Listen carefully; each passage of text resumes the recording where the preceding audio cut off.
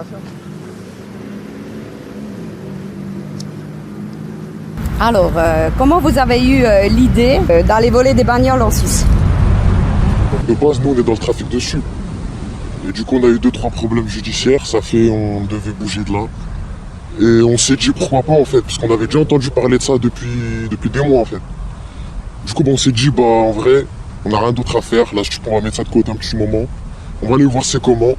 Comme ça, après, on va pouvoir envoyer des gens directement. Ouais. Et comment ça s'est passé la première fois? La première fois, au début, c'est un domaine, t'as capté, c'était pas notre domaine de base. Nous, c'était la stup, ça fait là, on est parti. On savait pas en vrai s'attendre à quoi. On s'est dit à tout moment, en vrai, on peut se faire claquer, on peut se faire péter. On est parti.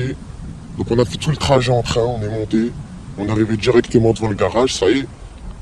On tape direct, on a tout fouillé, on a tout retourné. On a trouvé que le Mercedes. On est rentré dans le premier garage, adrénaline, tout, on a tout retourné. Et en même temps, quand on est rentré, on s'est blessé. Ça fait... il y avait du sang, on a laissé du sang et tout, on a laissé nos paluches. Ça fait c'est quoi? On a rien trouvé, on a trouvé que la clé de la Merco, on a récupéré la Merco. Et on s'est taillé avec. On s'est taillé avec direction le deuxième garage dans la même soirée. On a tapé. On a tapé le deuxième garage. Et on s'attendait à tout, hein. On s'attendait à tout. Et on est rentré, on a cassé, on est resté ouais, 2 ou 3 heures dans la concession. Et en fait, ils ont dit dans un article, comme j'ai dit à votre collègue, j'aimerais dire un message à votre collègue. Et en fait, comme j'ai dit à votre collègue, vous êtes trompé. Pourquoi vous donnez cette interview? Parce que bah, de base, on voulait juste corriger l'article de votre collègue. Et voilà. Principalement, c'est pour ça. Maintenant, en vrai, on est là pour répondre à vos questions. Mais ça fait pas peur. Peur de quoi? Vous laissez chauffer. C'est le risque. C'est le risque, comme je vous ai dit, même dans le trafic de stup, on a la police tous les jours sur nos côtes. C'est pareil, c'est juste un autre domaine, c'est les risques. On sait qu'on peut se faire péter à tout moment. Ben, on y va quand même, c'est les risques. C'est ça, c'est le métier. C'est le train de vie, c'est comme ça. Vous avez volé à peu près combien de temps? Petite fourchette, 15. 10-15, que des grosses voitures. On les a vendues, détraquées. La voiture après, elle change d'identité, elle change de continent, elle change de pays, ça y est, c'est plus la même voiture. C'est le même modèle, mais c'est plus la même voiture. Comme la classe S des fois. Ou alors ils peuvent finir comme la classe S. On peut se détacher. Et ils vont où les voitures? Elles vont dans les pays touristiques. Tout ce qui est Thaïlande, Dubaï. Après, les humains qui les récupèrent là-bas, ils en font des agences de location. La plupart des voitures, des influenceurs que vous voyez, qui sont mis en avant, tout ça, la plupart c'est issu de ce genre de trafic. Vous êtes une immense organisation ou... Non, pas du tout comme ça. Non, vraiment pas. C'est plus du bouche à oreille. Pour tous les jeunes, les pirates, comme vous appelez, qui sont envoyés. C'est principalement du bouche à oreille. On fait pas de recrutement via TikTok ou quoi, comme certains y font. Ça, c'est un truc de con, ça. C'est soit des humains qu'on connaît, des gens de notre réseau, c'est eux qui vont acheter directement en physique les personnes concernées qui vont monter. Et les premiers vols, vous avez fait vous-même? Les premiers vols, on était obligé de le faire nous-mêmes. Fallait tester le terrain pour pouvoir après envoyer des gens et bien s'organiser. Et on l'a fait, ça a marché. Et on l'a fait, ça a marché. On s'est pas fait attraper. Voilà. Et on est toujours là. Et on est toujours là. Et on sera toujours là. En fait, des fois ça passe, des fois ça passe pas. Ça dépend de les personnes qui vont et ça dépend des personnes s'ils sont acharnés ou pas. Parce que par exemple là, le jeune, il va rentrer dans le garage. Même ça sonne, par exemple s'il y a une alarme. S'il est vraiment acharné, s'il a les clés en main, la voiture à côté de lui, il va démarrer, il va sortir avec. Et il peut revenir jusqu'en France sans se faire attraper. Mais si par exemple c'est un fatigué, il va entendre l'alarme, il va stresser, il va paniquer, il va rester sur place, la police, elles vont l'attraper. Et ça arrive souvent en fait. Parce que des humains, ils se croient acharnés, ils se croient vraiment déterminés, mais quand ils arrivent sur les lieux, ils claquent des genoux, comme on dit. Ça y est, ils savent plus quoi faire et... Désolé pour l'expression, mais ils perdent leur couille. Et vous avez pas peur que vous allez en prison pour ça? Non. C'est le risque, on n'a pas peur d'aller en prison. C'est le risque. Et si on va en prison, dans tous les cas, on est préparé pour ça. Par exemple, vous n'avez pas peur de vous faire kidnapper, même dans votre métier, il y a du risque. Bah nous, c'est ça notre risque. Pourquoi vous faites pas autre chose dans la vie? Moi, je suis quelqu'un qui n'aime pas travailler chez les gens. Vous voyez c'est quoi? Je suis quelqu'un, je suis comme ça, j'aime pas travailler chez les gens, j'aime bien quand c'est moi le chef. C'est comme ça. Vous avez commencé comme guetteur?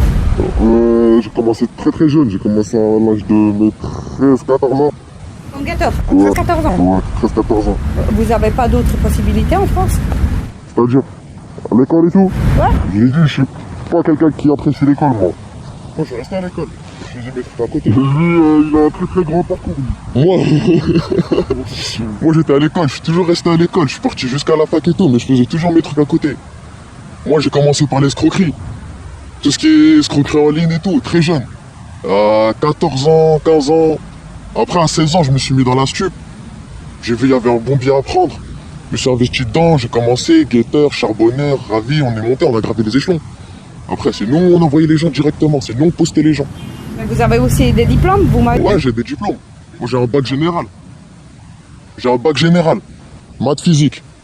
Ah ouais. Je suis parti à la fac, licence maths informatique, physique chimie. Je suis parti en BTS, management. Mais c'est quoi le problème? Pourquoi vous n'avez pas suivi ce parcours?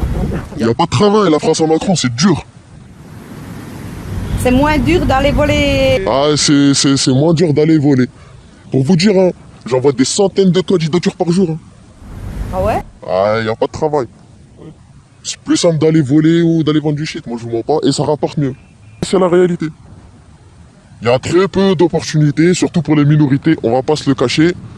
Moi je vais vous le dire, hein, clairement, j'ai fait des entretiens, il y avait des personnes, sans vouloir être raciste ou quoi, hein, mais des blancs, entre guillemets, avec des parcours scolaires vraiment minables, à côté du mien, hein, pour des mêmes postes. Et à l'entretien, ça voit ma tête, ça bloque. On me rappelle plus. Voilà. Tu as fait des entretiens? Non, lui, il s'en fout, lui, il est pas dans ça. Moi, j'ai rien à voir. Moi, j'ai jamais travaillé pour quelqu'un. L'école, j'ai arrêté. J'ai arrêté ma première année au lycée. Et voilà, j'ai jamais été dans ça. J'ai toujours été dans le strip. J'ai toujours été dans le vol. Qu'est-ce que vous faites avec les thunes? Vous faites pas mal. On investit un peu dans tout. Vacances. Vacances. Non, mais plus sérieusement, non, on investit un peu dans tout. On essaie de toucher à tout. Ça, si demain, les voitures, ça s'arrête, la stup, ça s'arrête, on va pas finir SDF. On aura de l'argent qui va quand même rentrer. Vous avez dit que vous avez que volé entre 10 et 15 bagnoles, mais si moi je compte bien, ce sont 100 bagnoles qui ont disparu ou qui ont été volées depuis janvier. Bon, après, il y a plusieurs équipes, il n'y a pas que nous. Nous, on a fait nos 10-15, mais il y a plusieurs équipes. Il y en a d'autres, ils ont dû faire 5, d'autres peut-être 10, d'autres, ils en ont fait qu'une. Vous voyez, c'est quoi? Parce que c'est ça. En fait, maintenant, depuis que ça a pété, ça a commencé, entre guillemets, à percer sur TikTok. En fait, les humains qui repartagent les vidéos des voitures, il y a de plus en plus de personnes, en fait, qui se chauffent à aller faire ça. Mais ils envoient des jeunes à 14 ans. Bon, après, c'est les jeunes à 14 ans eux-mêmes qui postulent. En fait, ils sont pas forcés. Ils voient la vidéo, l'annonce, le jeune, il contacte, il veut partir. Et par exemple, des fois, les jeunes, ils mentent. Tu sais pas qu'il a 14 ans. Peut-être c'est dangereux pour ceux que vous envoyez. Mais après ça, nous, on leur dit pas que c'est sans risque. On leur explique cache la réalité du terrain, ils savent déjà. On les briefe. Ils s'attendent déjà à la garde à vue de 30 jours et tout. Ils savent déjà, ils sont préparés. On leur dit est-ce que tu veux y aller quand même? Il te dit ouais. Bah à partir de là, on va pas lui dire non. C'est lui qui veut y aller, il est chaud, donc il y va. Ouais, mais la prison c'est une chose. L'autre chose c'est... Les accidents. C'est ça, on leur demande. Est-ce que si je te mets 600 chevaux dans les mains, tu sais conduire? S'il te dit oui, à partir de là, c'est plutôt problème. Il y en a qui étaient chauds, quand je leur pose cette question, ils me disent ouais, non, en fait, c'est pas pour moi, tu vois. Ils sont honnêtes, ils savent qu'ils vont pas assurer. Mais d'autres, ils te disent oui. Et bah, au final, ils assurent pas, ils font des accidents. Et il y en a, comme il a dit, bah, il y en a, quand ils disent oui, bah, ils assurent. En mode, ils sont là, ils sont acharnés. Ils vont, ils conduisent, ils ramènent des voitures, ils prennent leur argent et tout. Oui, Johnny. Qu'est-ce que vous payez aux jeunes? On leur paye l'hôtel. Les jeunes, déjà, ils sont hébergés. Ils sont nourris, ils sont logés. S'ils fument, ils ont tout, en mode, ils sont là, vous voyez, c'est quoi? Et Hassan, c'est quoi le délire? Ça les envoie, et une fois ils ramènent les voitures, ça les paye les voitures qu'ils ramènent. Ça les paye au prix dans la moitié du prix. parce que c'est une voiture volée, ça reste une voiture volée, donc ça va payer la moitié du prix de la voiture. Donc on récupère les voitures et voilà, ils sont pas payés 2-3 000 euros en mode pour la mission, ils sont payés pour la voiture qu'ils ramènent. Une BM, une Audi, on prend pas ça, c'est que les grosses voitures. Ouais, c'est quoi, à partir de Lamborghini, Ferrari, G63, vous voyez, des voitures à plus de 100 000 euros. Ça c'est là où tu auras plus de bénéfices, sinon Audi c'est 50 000 euros, tu vas la revendre à 25, 20, des fois 15. Vous voyez, c'est quoi, parce qu'elle est volée. Qu'est-ce que vous avez épargné de cet argent et qu'est-ce que vous avez éclaté? On en a éclaté, on en a épargné aussi pas mal. Voilà. Qu'est-ce que vous faites quand vous réussissez à voler une voiture? Vous rentrez en France. C'est la fête, après ça part direct en vacances cash. Ouais, petites vacances bien méritées. Surtout quand c'est un gros job. Ouais, surtout quand c'est un bon jackpot. Est-ce que vous vous déclarez vous-même comme des criminels? Non, on n'est pas des criminels. Vous n'êtes pas des criminels? Non. Mais vous volez des voitures? Ça fait pas nous des criminels pour autant. Il y a pire? Il y a pire. Il y a des hommes politiques, c'est pire. Il y a des gens, vous savez qu'il y a des gens qui tuent pour l'argent. Il y a des gens qui tuent pour l'argent. Pour des sommes 10 000 euros. Ils tuent, ils enlèvent une âme. Est-ce que vous êtes armé quand vous faites les vols? Non, on est vraiment surtout pas armé. On est équipé de quoi ouvrir le coffre-fort, mais sinon on n'est pas armé, les gars. On n'est pas armé du tout, ça va juste empirer notre cas en fait si on se fait attraper. Quand même, on n'est pas sur GTA, la famille. Ouais, voilà, c'est pas GTA. Non. Mais on est équipé de quoi récupérer les voitures et rentrer chez nous. Et c'est pas un crime pour vous? Non, pour nous, parce que c'est pas un crime. C'est pas un crime. C'est un vol. C'est un vol. En fait, on est plus malin qu'eux, c'est tout. C'est ça. Voilà, on est juste plus malin, c'est tout. C'est un vol. Ce n'est pas un crime. Pas vu, pas pris. Ok.